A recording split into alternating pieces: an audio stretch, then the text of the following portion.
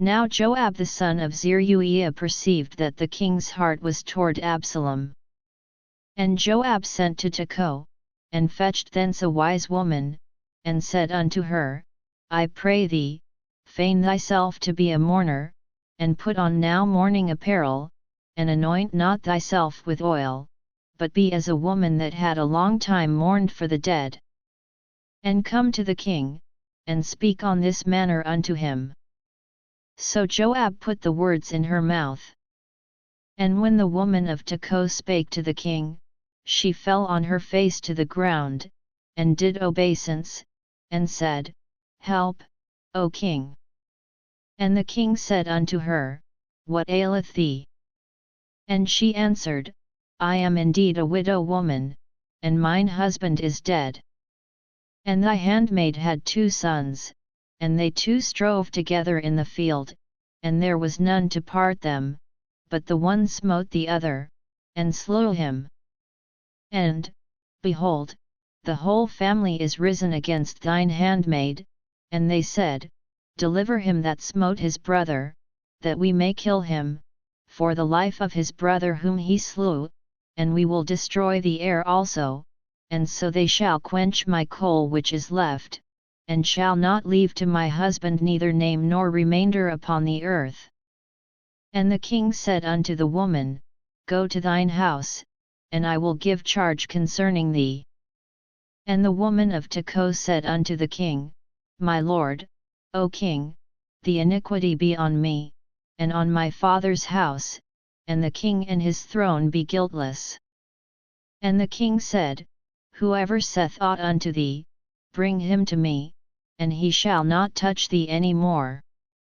Then said she, I pray thee, let the king remember the Lord thy God, that thou wouldest not suffer the revengers of blood to destroy any more, lest they destroy my son.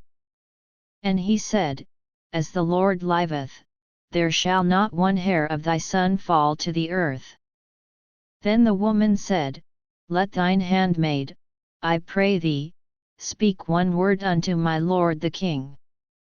And he said, Say on. And the woman said, Wherefore then hast thou thought such a thing against the people of God? For the king doth speak this thing as one which is faulty, in that the king doth not fetch home again his banished. For we must needs die, and are as water spilt on the ground, which cannot be gathered up again, neither doth God respect any person, yet doth he devise means, that his banished be not expelled from him. Now therefore that I am come to speak of this thing unto my lord the king, it is because the people have made me afraid, and thy handmaid said, I will now speak unto the king, it may be that the king will perform the request of his handmaid. For the king will hear, to deliver his handmaid out of the hand of the man that would destroy me and my son together out of the inheritance of God. Then thine handmaid said, The word of my lord the king shall now be comfortable, for as an angel of God, so is my lord the king to discern good and bad, therefore the Lord thy God will be with thee.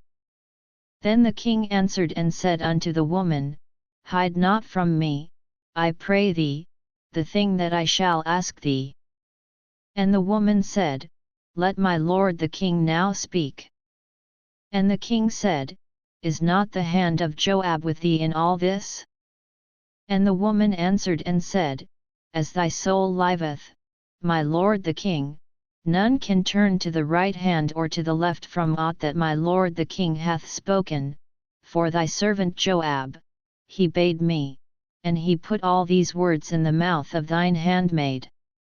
To fetch about this form of speech hath thy servant Joab done this thing, and my lord is wise, according to the wisdom of an angel of God, to know all things that are in the earth. And the king said unto Joab, Behold now, I have done this thing, go therefore, bring the young man Absalom again. And Joab fell to the ground on his face, and bowed himself, and thanked the king, and Joab said, Today thy servant knoweth that I have found grace in thy sight, my lord, O king, in that the king hath fulfilled the request of his servant. So Joab arose and went to Geshur, and brought Absalom to Jerusalem. And the king said, Let him turn to his own house, and let him not see my face. So Absalom returned to his own house, and saw not the king's face. But in all Israel there was none to be so much praised as Absalom for his beauty, from the sole of his foot even to the crown of his head there was no blemish in him. And when he polled his head, for it was at every year's end that he polled it, because the hair was heavy on him, therefore he polled it, he weighed the hair of his head at 200 shekels after the king's weight. And unto Absalom there were born 3 sons, and 1 daughter, whose name was Tamar, she was a woman of a fair countenance. So Absalom dwelt 2 full years in Jerusalem, and saw not the king's face. Therefore Absalom sent for Joab, to have sent him to the king, but he would not come to him, and when he sent again the second time, he would not come.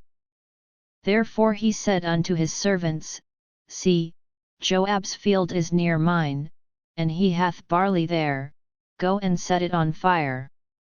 And Absalom's servants set the field on fire. Then Joab arose, and came to Absalom unto his house, and said unto him, Wherefore have thy servants set my field on fire?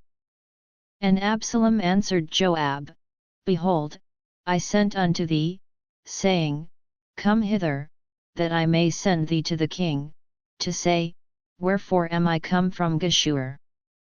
It had been good for me to have been there still, now therefore let me see the king's face, and if there be any iniquity in me, let him kill me.